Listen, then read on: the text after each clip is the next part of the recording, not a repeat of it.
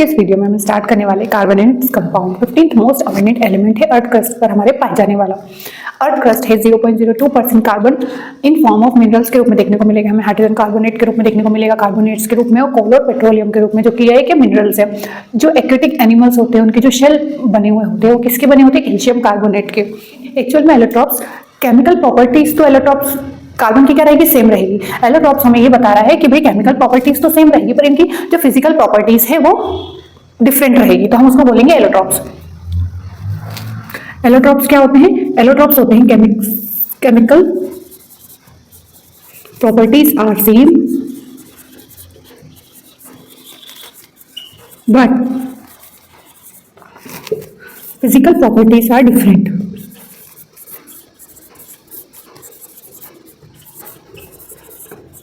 They are called allotropes. जैसे हमने पढ़े थे आइसोटॉप्स, आइसोबार्स, उसी तरीके से होते हैं एलोट्रॉप्स। अब हम एलोट्रॉप्स में जो कार्बन के एलोट्रॉप्स देखेंगे वो तीन तरह के होते हैं। जो कार्बन के एलोट्रॉप्स होते हैं हमें तीन तरह को देखने को मिलेंगे। स्ट्रक्चर ऑफ एलोट्रॉप्स जो रहेंगे structure of diamond, structure of graphite, structure of fullerene. Structure of diamond, second है स्ट्रक्चर ऑफ ग्रेफाइट,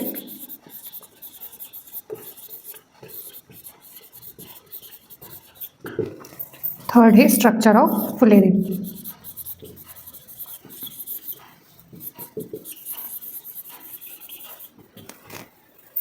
सबसे पहले देखेंगे structure of diamond.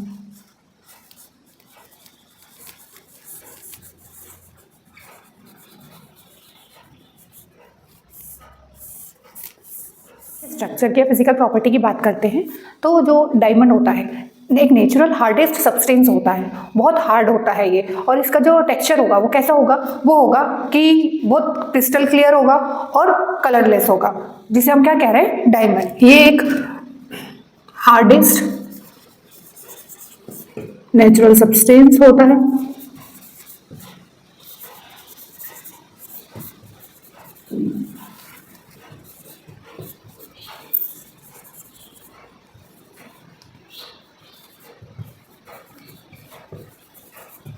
Colourless and transparent, और जो सबसे ज्यादा हार्डेस्ट एलिमेंट पाया जाता है तो कोई वो क्या है? डायमंड।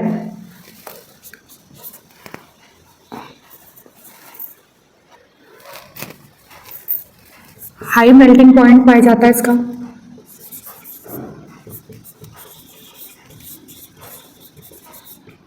ये 3 से 4 बातें होती है जो स्ट्रक्चर ऑफ डायमंड में और main point.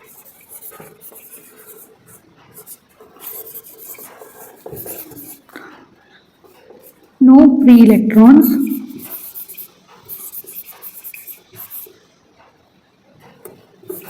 so it does not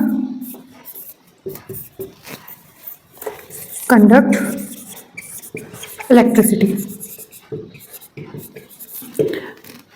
अब इसमें क्या होता है? फ्री इलेक्ट्रॉन्स हमको देखने को नहीं मिलती, इसी की वजह से इसमें क्या होती है? इलेक्ट्रिसिटी कंडक्ट नहीं होती है, तो हम ये कह सकते हैं it's poor conductor of electricity.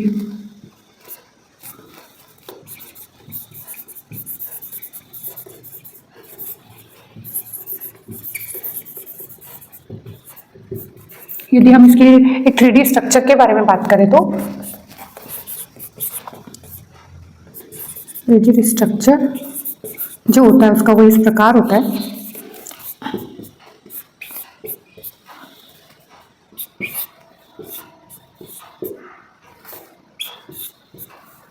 वो इस तरीके से हमको देखने को मिलेगा। अब हम आगे देखेंगे इसकी केमिकल प्रॉपर्टी।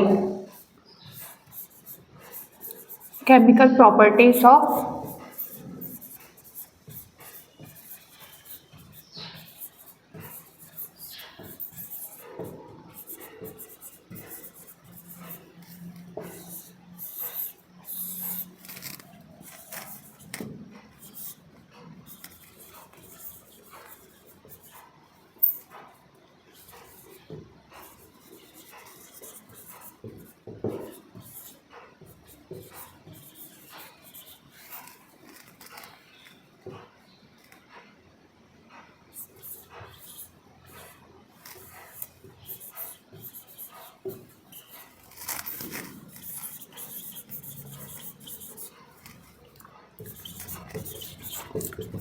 हैं हम जब तो हम डायमंड को जब हम ऑक्सीजन की प्रेजेंस में हम बर्न करते हैं तो क्या होता है, कार्बन डाइऑक्साइड गैस निकलती है और क्या होता है, हमें नथिंग इज लेफ्ट बिहाइंड, जैसे कि ये शो होता है कि जो कार्बन है वो किसका बना हुआ है, सॉरी जो डायमंड है वो किसका बना हुआ है, कार्बन का बना हुआ है सिर्फ। अब नेक्स्ट हम बात करेंगे स्ट्रक्चर ऑफ ग्रेफाइट की।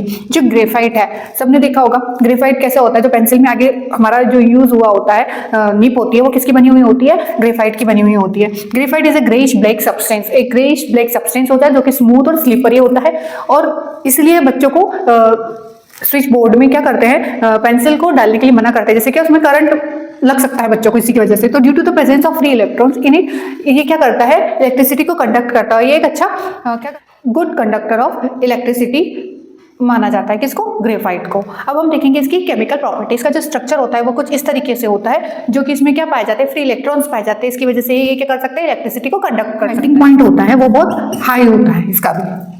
जब हम ग्रेफाइट की केमिकल प्रॉपर्टी के बारे में बात करते हैं, इसको भी सेम डायमंड की तरह यदि हम ऑक्सीजन के प्रेजेंस में बर्न करते हैं तो कार्बन डाइऑक्साइड गैस निकलती है, जिससे ये साबित हो जाता है कि जो हमारा ग्रेफाइट है वो भी किससे मिलकर बना हुआ है, सिर्फ कार्बन से मिलकर बना हुआ है।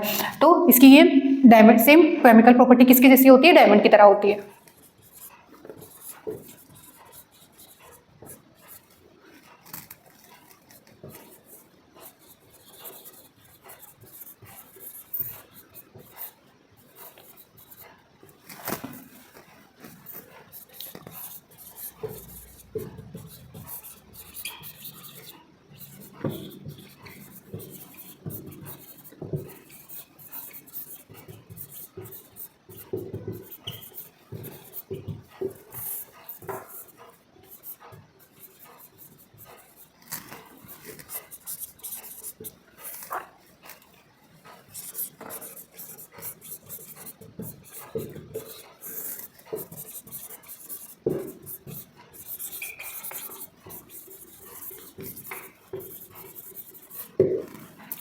Graphite is made up from carbon only, क्योंकि जो जब हमने इसको बर्न करते हैं तो क्या निकलती है, कार्बन डाइऑक्साइड गैस निकलती है, जो कि ये बताती है कि भी जो हमारा एलिमेंट है वो सॉरी जो हमारा सब्सटेंस है वो ग्रेफाइट जो कि किसका बना हुआ है, कार्बन का बना हुआ है। अब हम नेक्स्ट देखेंगे फुलेरिन। इसका जो शेप होता है स्फेरिकल शेप होता है, स्फेरिकल शेप लाइक फुटबॉल। इसमें कितने कार्बन पाए जाते हैं, 60 कार्बन से मिलकर ही बना होता है, इसलिए इसको क्या बोलते हैं, कार्बन 60 बकमिस्टर फुलेरिन। हम बकमिस्टर फुलेरिन के एक मॉलिक्यूल की बात करेंगे तो जो वो है किससे मिलकर बना होगा, 20 हेक्सागन्स और 12 पेंटागन से मिलकर बना होगा, जिसे हम क्या बोल रहे हैं, बकमिस्टर फुलेरिन, जो कि 60 कार्बन से मिलकर बना होता है। जब हम इसकी एक मॉलिक्यूल की बात करेंगे 20 हेक्सागन्स होते हैं, 12 पेंटागन्स होते हैं इसमें पूरे। तो इसकी जो केमिकल प्रॉपर्टी होगी वो कैसी होगी, इसकी chemical property same as diamond and graphite की तरह होगी। जब हम इसको ऑक्सीजन में बर्न करते हैं कि प्रेजेंस में बर्न करते हैं तो हमको क्या कार्बन डाइऑक्साइड देखने को मिलती है, और जो कि क्या बताती है कि भाई ये जो एलिमेंट सब्सटेंस है हमारा किसका बना हुआ है, सिर्फ कार्बन एलिमेंट से बना हुआ है। अब नेक्स्ट हम देख रहे हैं combustion. Most of the carbon compounds burn in air produce a lot of heat. Combustion का मतलब ही होता है बर्निंग, हिंदी में जलना। Most of the carbon compounds burn in air to give क्या दे रहा है हमको, हीट प्रोड्यूस होगी, साथ में साथ वाटर और लाइट भी। अब देखिए एग्जांपल के रूप में हम देखेंगे alkanes burn in air to produce a lot of heat due to the which alkanes are excellent fuel. Alkane क्या होता है, एक एक्सीलेंट फ्यूल के रूप में माने जाते हैं। यदि हम मीथेन को कार्बन ऑक्सीजन की प्रेजेंस में बर्न करते हैं तो हमको जो देखने को मिलेगी कार्बन डाइऑक्साइड गैस, वाटर और हीट और लाइट देखने को मिलती है। तो यही कहना है कि कंबशन क्या है एक्चुअल में, बर्निंग किसकी, कंपाउंड, कार्बन कंपाउंड की। अब देखिए अब हमको दो तरह के हमको सेचुरेटेड और अनसेचुरेटेड हाइड्रोकार्बन्स देखने को मिलते हैं। जो सेचुरेटेड हाइड्रोकार्बन्स होते हैं, जब हम बात करते हैं सेचुरेटेड हाइड्रोकार्बन्स की, तो इनकी जो कंबशन होता है, इनकी जो बर्निंग होगी वो किस तरीके से होगी, ब्लू सूती फ्लेम, नॉन सूती फ्लेम देखने को मिलती है हमको। अब जो अनसेचुरेटेड हाइड्रोकार्बन होंगे उसकी येलो सूती फ्लेम हमको देखने को मिलेगी।